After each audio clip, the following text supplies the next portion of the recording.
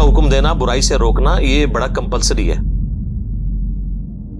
بخاری اور مسلم میں ایک اور حدیث ہے، نبی علیہ السلام فرمایا کہ نیکی کا حکم دینے والے اور برائی سے روکنے والوں کی مثال اس کشتی کی مانند ہے۔ اب دیکھیں کیسی حضور نے مثال بیان کی، جس کی دو منزلیں ہوں۔ پرانے زمانوں میں بحری جہاز چلا کرتے تھے، اس کشتی کی دو منزلیں ہوں، اوپر والی منزل کے لوگ جو ہیں پانی ان کے پاس رکھا ہو، نیچے والی جو منزل کے لوگ ہیں ان کے پاس پانی نہیں ہے، تو ان کو بار بار سیڑھیاں چڑھ کے اوپر پانی کے لیے جانا پڑتا ہے۔ کچھ دنوں کے بعد انہوں نے یہ مشورہ کیا کہ یار یہ بار بار جو ہم اوپر جو جاتے ہیں اپنی کشتی میں سوراخ کیوں نہ کر لیں، نیچے سے پانی نکال لیں دریا کا، تو انہیں پتہ ہے جو کرے گا تو پھر ہوئے گا کہ حضور علیہ السلام نے فرمایا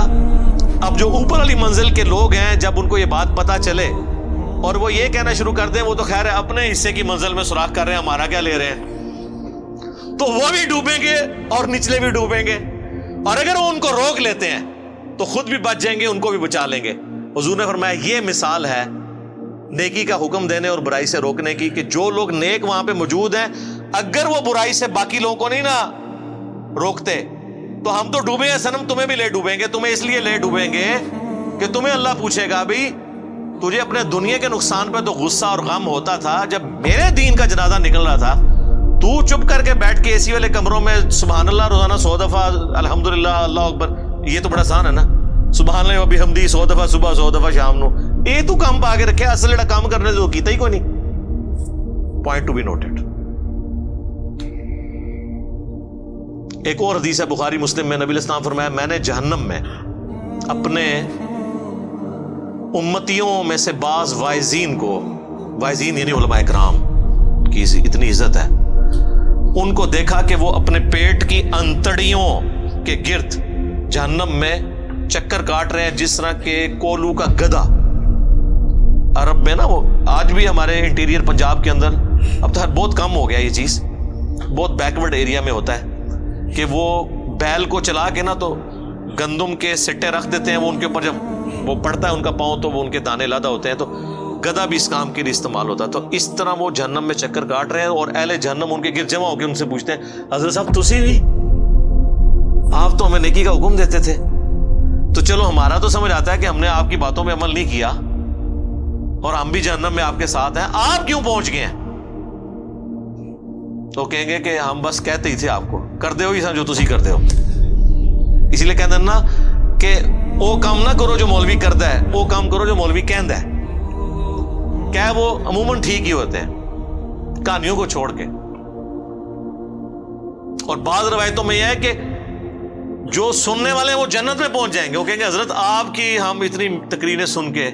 جنت میں ہیں اور آپ خود جہنم میں ہیں، وہ کہیں گے وہ آپ نے تو عمل کر لیا، ہم نے عمل نہیں کیا۔ ٹھیک ہے، تو یہ اسلام جوڑوں کی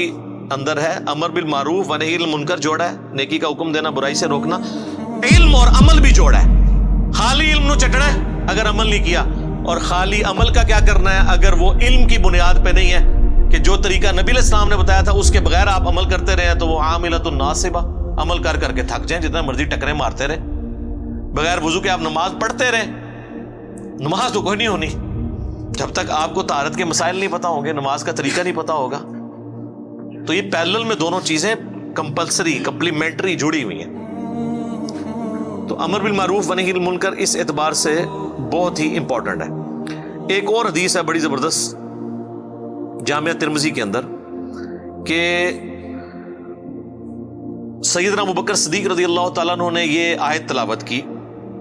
یا ایھا الذین آمنوا علیکم انفسکم لا یضرکم من ضل اذا اہتدیتم، اے ایمان والو تم اپنی جان کی فکر کرو، تمہیں کوئی نقصان نہیں پہنچا سکے گا جو خود گمراہی پر ہے، تم اپنا کام سیدھا رکھو۔ اور حضرت ابوبکر نے کہا کہ تم یہ آیت پڑھ کے یہ سمجھتے ہو کہ تم خود نیکی کا کام کرتے رہو، جو برائی کرتے ہیں ان کا وبال تم پہ نہیں پڑے گا، تو یہ مطلب نہ لینا ہے اس آیت کا، کیونکہ میں نے خود رسول اللہ سے سنا تھا کہ اگر کہیں پہ لوگ موجود ہوں اور وہ برائی کو دیکھتے ہوں اور برائی کو روکنے کی کوشش نہ کریں تو عنقریب اللہ ان سب پہ عذاب بھیج دے گا، اور وہ دعا کریں گے ان کی دعائیں بھی قبول نہیں ہوگی، یعنی نیکوں کو بھی رگڑا لگ جائے گا۔ پھر اس آیت کا کیا مطلب ہے کیا ایمان والو تمہیں گمراہ کی گمراہی نقصان نہیں پہنچائے گی اگر تم ہدایت پہ ہو؟ مراد یہ ہے ہدایت پہ کون ہوگا؟ جو نبیوں کے طریقے پہ ہوگا۔ ہدایت پہ یہ ہے کہ آپ خود بھی سیدھے راستے پہ چل رہے ہیں اور لوگوں کو نیکی کا کہہ رہے ہیں، تو اب آپ ہیں ہدایت پہ۔ آپ کی دعوت کے باوجود کوئی برائی پہ چل رہا ہے نا، تو اب اس کا برائی پہ چلنا آپ کو نقصان نہیں پہنچائے گا۔ ہاں اگر آپ خود نیک عمل کر رہے ہیں، کسی کو روک نہیں رہے ہیں، تو اب اس کی برائی کا وبال بھی آپ پہ آ جائے گا۔ تو دیکھیں صحابہ کرام جو ہے نا، وہ کس طرح حضرت ابوبکر نے خطبہ دے کے کہا کہ ایسا غلط مطلب نہیں جائے لے لینا کہ جی بس میں سیدھا ہوں، بس ٹھیک ہے، باقی جان جدھر مرضی، میرا کیا لینا دینا۔ یہ اس صورت میں ہوگا جب آپ ان تک بھی بات پہنچا دیں اور پھر بھی وہ نہ مانے، پھر ٹھیک ہے، آپ کو کوئی نقصان نہیں ہوگا ان کی وجہ سے، ورنہ رگڑا لگ جائے گا۔ خیر اس کے اوپر میں کئی ایک احادیث بیان کر سکتا ہوں۔ To cut the story short, یہ کامیابی کے لیے امر بالمعروف و نہی عن المنکر بھی ضروری ہے،